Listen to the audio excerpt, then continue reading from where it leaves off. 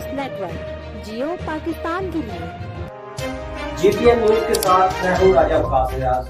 नजर डालते हैं आज की हेडलाइन पर। जैसा कि आप जानते हैं कि न्यूज चैनल तो बहुत सारे हैं।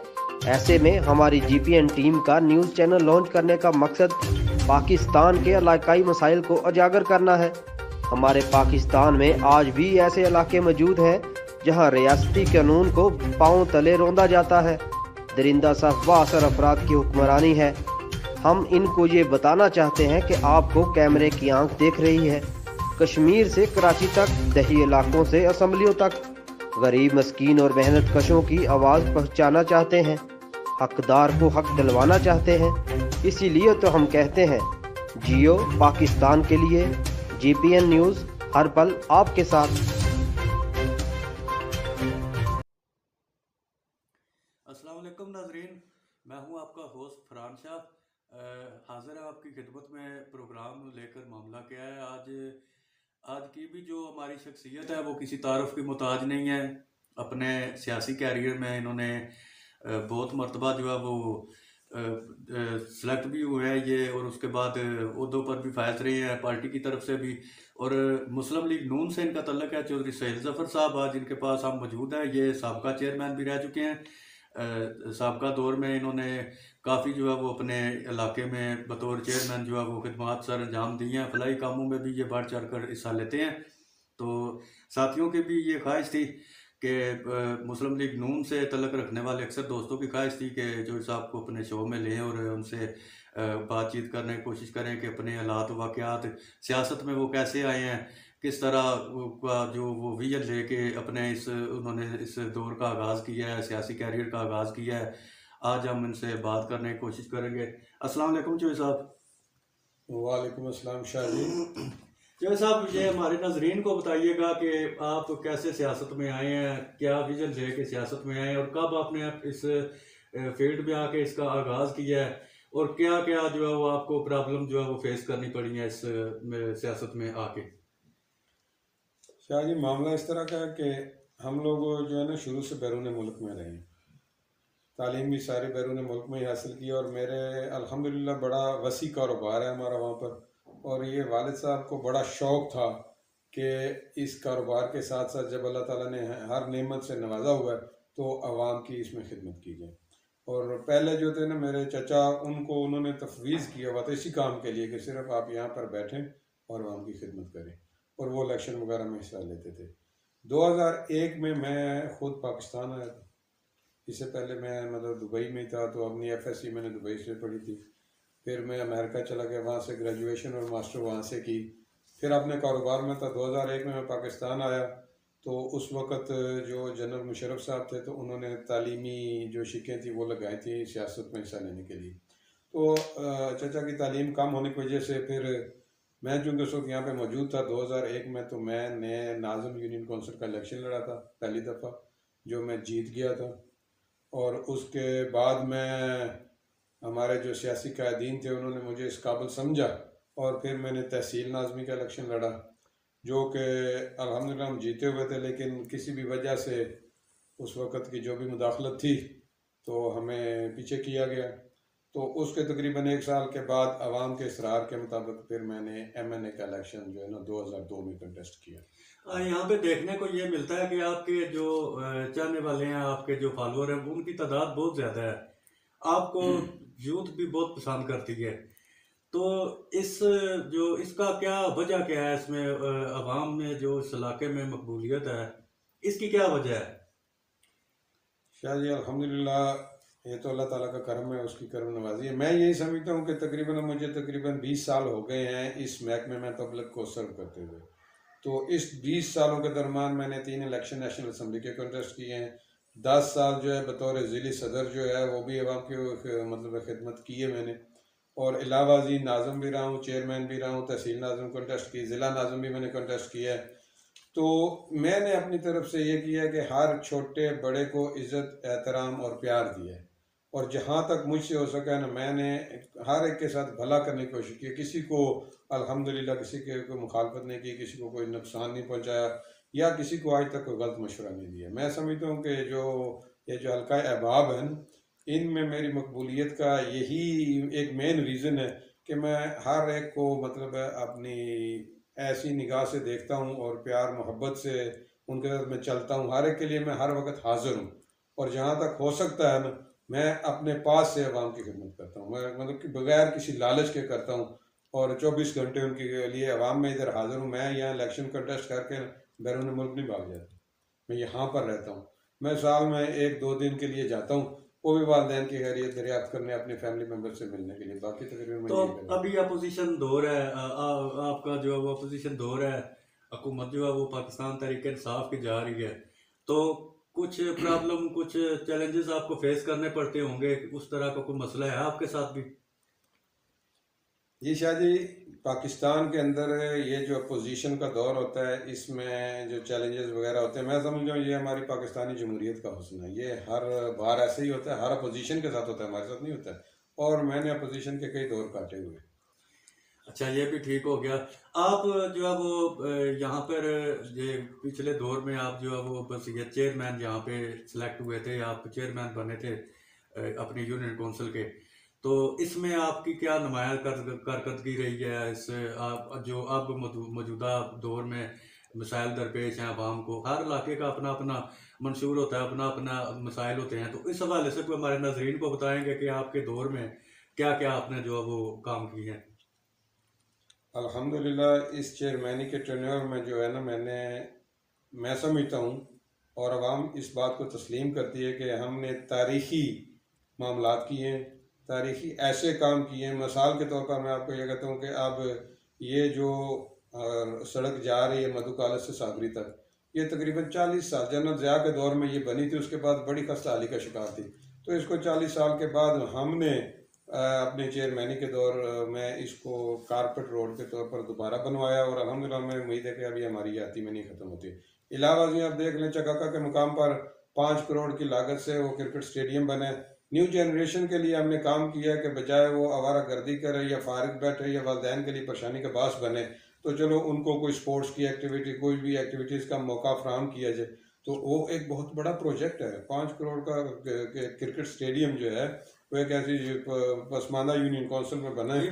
बतौर चेयरमैन ये बहुत बड़ा प्रोजेक्ट है, 5 करोड़ का आपने जो जी अल्हम्दुलिल्लाह बहुत बड़ा है। 3 करोड़ की रोड बनी है, 5 करोड़ का वो बना है। मतलब ये जो प्रोजेक्ट्स है ना, ये शायद ये MNA और MPAs की जिम्मेदारियों में आते हैं, उनके कैटेगरीज में आते हैं, उनके लेवल में आते हैं। और एक यूनियन काउंसिल का चेयरमैन होकर ये सारे मामलात करना अपनी आवाम की फलाह के लिए, उनकी फलाह बहबूद के लिए, स्पेसिफिकली हमने न्यू जनरेशन पे के जो है ना वो किया है उस फोकस के। वो इतना मेगा प्रोजेक्ट करिए, CM डायरेक्टिव पे हुआ था, शहबाज शरीफ साहब की खसूसी डायरेक्टिव पे ये स्टेडियम का जो है फंड रिलीज़ हुआ था।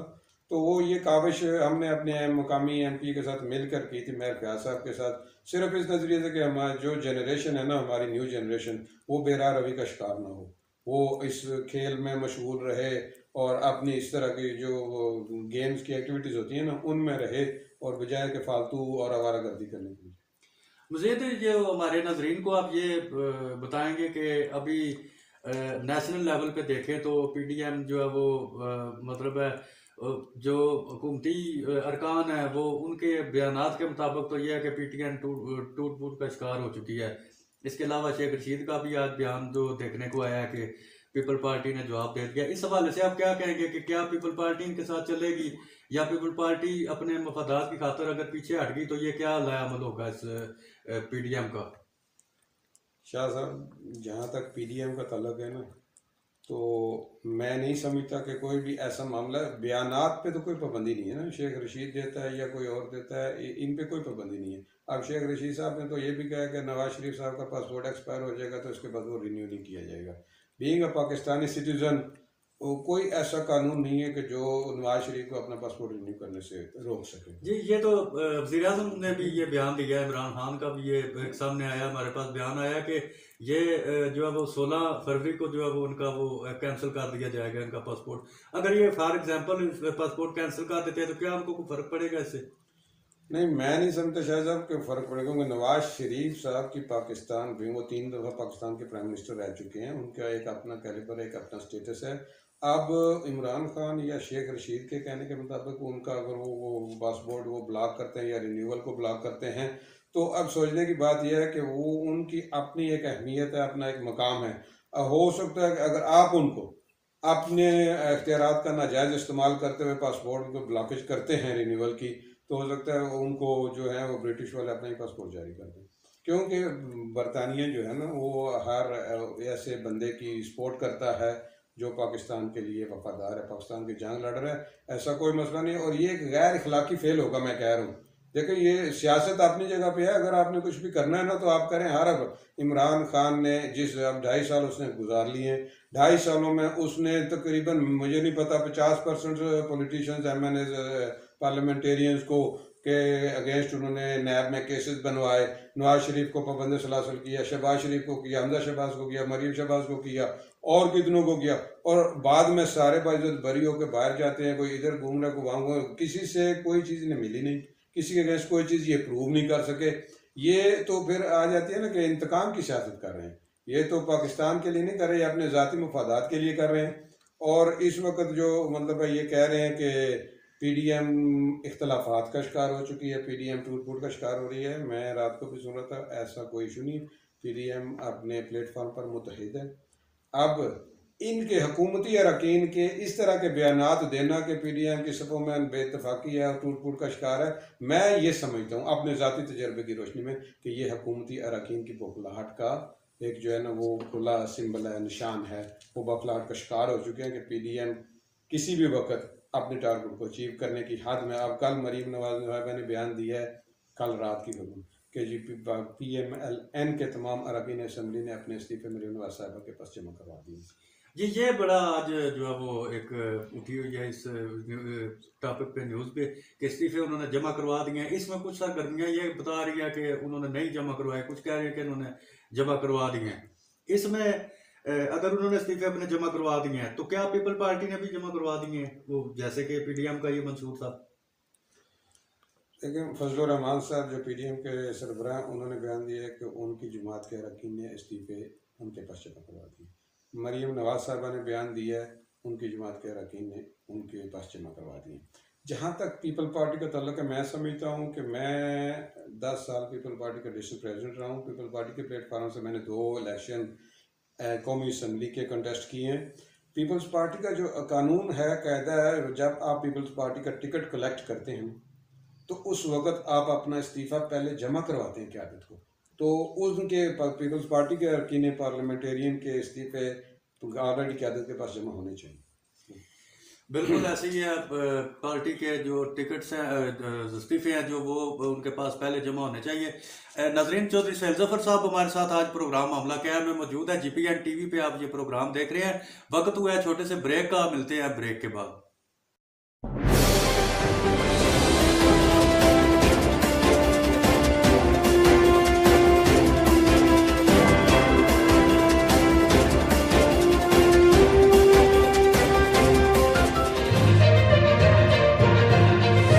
GPN न्यूज नेटवर्क, जियो पाकिस्तान के लिए। GPN न्यूज के साथ मैं हूं राजा वकास रियाज। नजर डालते हैं आज की हेडलाइन पर। जैसा कि आप जानते हैं कि न्यूज चैनल तो बहुत सारे हैं, ऐसे में हमारी GPN टीम का न्यूज चैनल लॉन्च करने का मकसद पाकिस्तान के इलाकाई मसाइल को उजागर करना है। हमारे पाकिस्तान में आज भी ऐसे इलाके मौजूद हैं जहां रियासती कानून को पांव तले रौंदा जाता है, दरिंदा सा वासर अफराद की हुक्मरानी है। हम इनको ये बताना चाहते हैं कि आपको कैमरे की आंख देख रही है। कश्मीर से कराची तक, दही इलाकों से असम्बलियों तक गरीब, मस्कीन और मेहनत कशों की आवाज पहुंचाना चाहते हैं, हकदार को हक दिलवाना चाहते हैं। इसीलिए तो हम कहते हैं, जियो पाकिस्तान के लिए। GPN न्यूज हर पल आपके साथ। वेलकम बैक नाजरीन, प्रोग्राम में वापस आपको खुशामदीद। आपको ये बताता चलूँ कि आज की हमारी जो शख्सियत है चौधरी सहेल ज़फ़र साहब, उनसे हम गुफ्तगू कर रहे थे। हम गुफ्तगू का सिलसिला वहीं से शुरू करते हैं। आपको मैं एक ये भी बात बताता चलूँ कि हमारे इस प्रोग्राम में जो जीपीएन टीवी पे आप देखते हैं, इसमें जो है वो हमारी कोशिश यही होती है कि डिफरेंट शख्सियात से आपकी जो है वो तारफ़ कराएं, आपका वो मतलब उनका कुछ सियासी हवाले से, उनका जो कैरियर है उस हवाले से आपको जो है वो बताएं कि कैसे सफ़र का आगाज़ किया है। जो भी आपके साथ शख्सियत आप शेयर करते हैं, आज की शख्सियत है जो हमारी चौधरी सैयद ज़फ़र साहब हैं, ये साबका चेयरमैन भी है। अभी वहाँ से शुरू करते हैं और हम आते हैं इलाकाई लेवल तक, हम आते हैं अभी कि इलाकाई सतह पे जो साहब ने बस ये चेयरमैन जो अपने इस टेन्योर में अपने काम किया, अभी उस हवाले से हम कुछ गुफ्तगू करेंगे। नीज़ जो है वो महंगाई के हवाले से भी हम कुछ गुफ्तगू इनके साथ करेंगे कि अभी मौजूदा दौर में देखें, साल 2021 आ चुका है, आगाज़ हो चुका है। हमारी दुआ है कि अल्लाह पाक जो है वो खैर सलामती का ये जो साल है ये गुजरे सबका, और कोई परेशानी ना हो। जैसे 2020 बहुत जो है वो टेंशन वाला साल था, तो अभी उसका अख्ताम हुआ है। अभी गवर्नमेंट की तरफ से पेट्रोल भी महंगा कर दिया गया है, पेट्रोल की कीमतों में इजाफा हो गया, गैस नहीं मिल रही, गैस की भी लोड शेडिंग है। ये तीसरा चौथा दिन है, आज जो है मुसलसल एहतजाज रिकॉर्ड करवाए जा रहे हैं डिस्ट्रिक्ट लेवल पे। तो चौधरी साहब से बात करेंगे। चौधरी साहब, एक तो हमें ये बताइएगा कि इलाकाई सतह पे आपने जो बस ये चेयरमैन मौजूदा दौर के मुकाबले में आपने जो अपनी कारकर्दगी है उस सवाल उसको कैसे किस नज़र से देखते हैं कि वो बेहतर था, आपने वो काम कैसे करवाए थे, किस तरह का वो सिलसिला था, अभी क्या है, किस नज़र से देखते हैं? जी शाह साहब, ये जो जहाँ तक तरक्याती कामों का या वेलफेयर वर्क्स होते हैं, तो वो मैंने पहले भी गुजारिश की है कि अपने दौर में जब मैं ये चेयरमैन था, जो बॉडीज़ डिज़ॉल्व की गई हैं, तब मैंने मेगा प्रोजेक्ट्स अपनी यूनियन काउंसिल में करवाए हैं, जिनमें से ये 3 करोड़ की रोड है, 5 करोड़ रुपए की लागत से जो न्यू जनरेशन के लिए क्रिकेट का स्टेडियम बनाया गया है। तो ऐसे और माइनर्स तो काफ़ी हैं, हर गाँव में हुए हैं।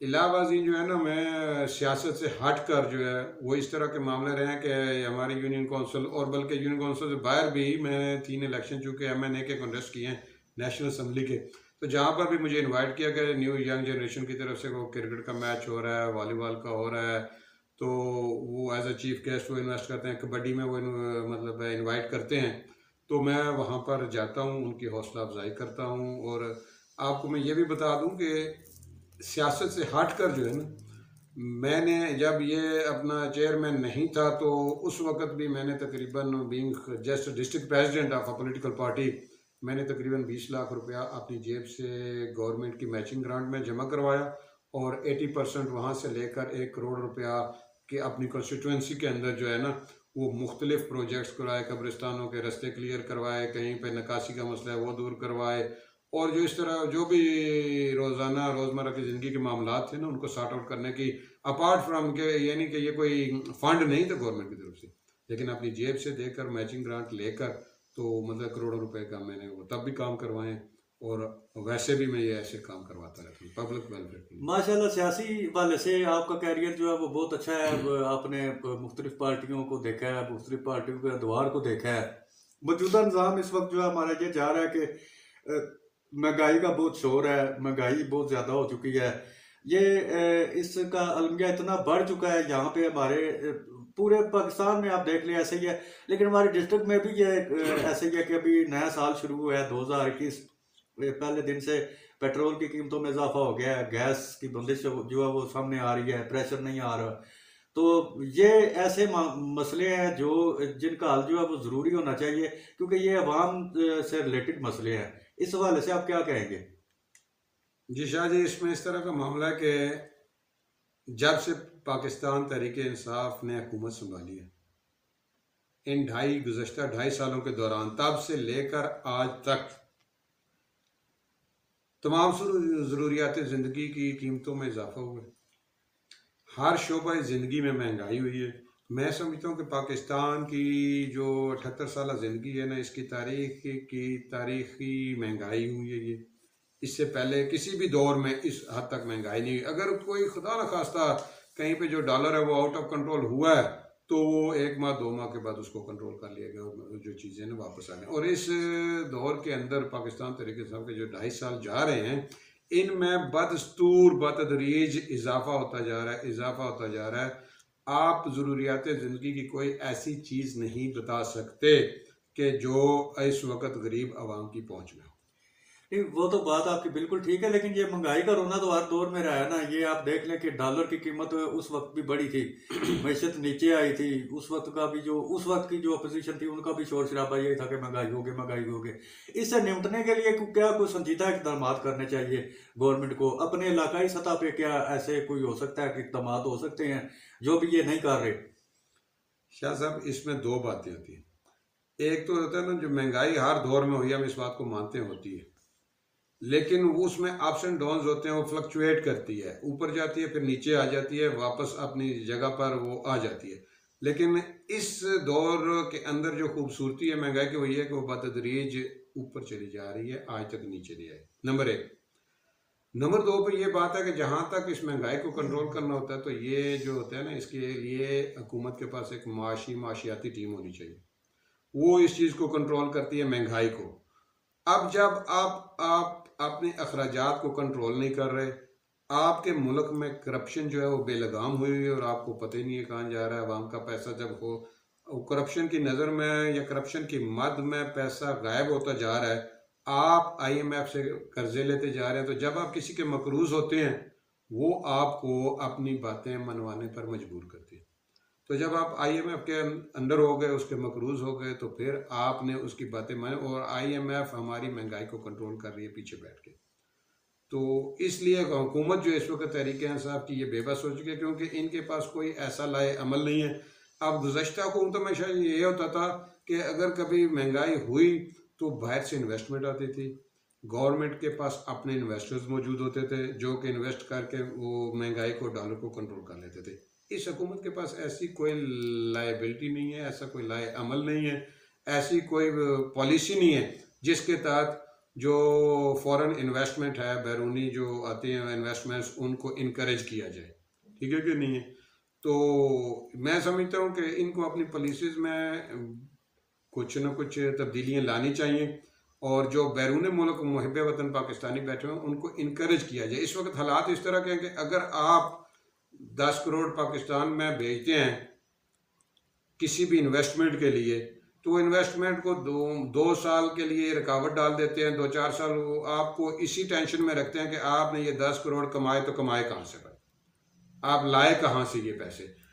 जितनी भी यूरोपियन यूनियन है, आप वहाँ पर देखें कि आप वहाँ पर अभी यहाँ से उठे इन्वेस्टमेंट ले जाएं, अपनी अरबों रुपए ले जाए, कोई आपसे नहीं पूछेगा भाई ये चोरी की है, डकैती की है, कहाँ से लाए। वो चाहते हैं कि हमारे मुल्क में पैसा है, हमारी मईशत बदलती हो।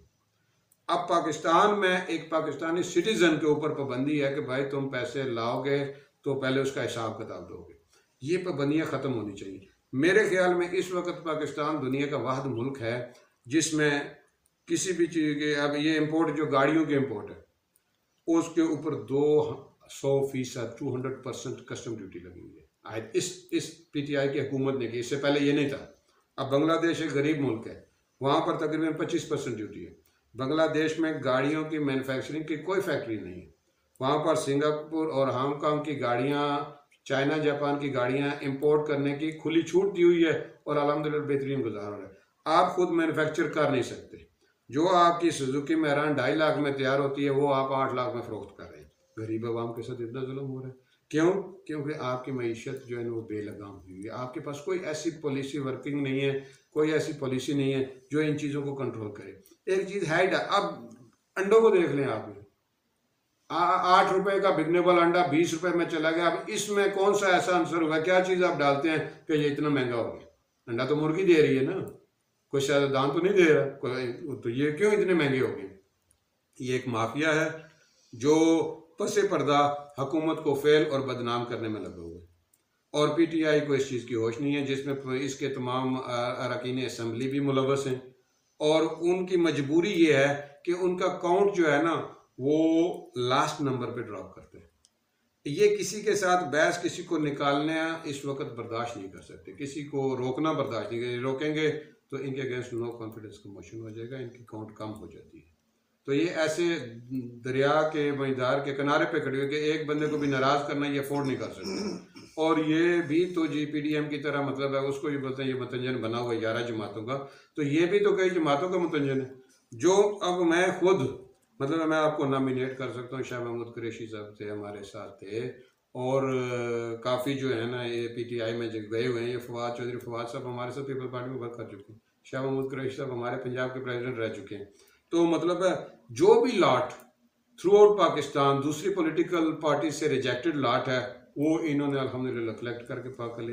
ये वही इमरान खान है जो कहता था कि परवेज़ इलाही साहब से बड़ा डाकू है पंजाब का, आज वो वहाँ पे बैठे हुए हैं। ये वही कह रहा था स्पीकर बैठे हुए हैं। अब ये शेख रशीद को चपड़ासी नहीं रखता था, आज उसको वज़ारत दाखिला दी हुई है। मतलब इसके अपनी कोई कॉल फेल में इतना तजाद है, इसके पास अपना अंदर इतना कॉन्फिडेंस नहीं है, वो ब्लैकमेल हो रहा है। तो लेकिन वो तो अलग बात है, वो अपनी सियासत करें, लेकिन इसमें तबाही पाकिस्तान और पाकिस्तानी अवाम की हो रही है। चलें, अल्लाह पाक जो है वो सबको तौफीक दे और मतलब गवर्नमेंट को भी इसी में सोचना चाहिए। बहुत शुक्रिया जो साहब, आपने हमारे प्रोग्राम के लिए टाइम दिया। नाज़रीन, आप देख रहे थे हमारा प्रोग्राम मामला क्या है। आज की जो हमारी शख्सियत थी वो इंतहाई मकबूल तरीन लीडर हैं यहाँ के, इस इलाके के चौधरी सोहेल ज़फ़र साहब हमारे साथ मौजूद थे, जिनकी गुफ्तगू आपने सुनी। नहायत ही मुफीद गुफ्तगू उन्होंने की है, जिसमें पार्टी के हवाले से भी उन्होंने बात की है, मौजूदा हालात के बारे में भी उन्होंने बताया है। इसके अलावा मज़ीद जो मतलब अपनी कारकर्दगी वगैरह जो इनके पहले दौर में इन्होंने की थी उसके बारे में भी हमने बातचीत की है। तो प्रोग्राम का वक्त जो है वो ख़त्म हो जाता है। हमारे इस चैनल को आप लाइक भी करें, सब्सक्राइब भी करें। मज़ीद अपडेट्स के लिए मज़ीद नई शख्सियत के साथ फिर हाज़िर होंगे आपके साथ। अल्लाह हाफिज़।